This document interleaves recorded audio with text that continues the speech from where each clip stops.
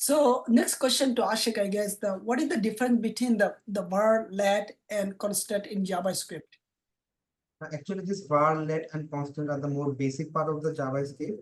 So actually, the var is a function scope with its nature has a hosting nature, and it can be redeclared. Then we have let and const, which are block scope, and it where the constant is immutable, meaning after we assign it a value, we cannot reassign them. So in one of my backend API project, I use constant for constants like API and points and tokens, ensuring that they stay unchanged, and let for the variables that need reassignment, meaning that I have an ID that will be changed after API I hit. So it will be dynamic every time. So I use let for that purpose, and I didn't use var because the var has a hosting nature. So it will create a more bug when I executed the code. So that's why I didn't use var in my project.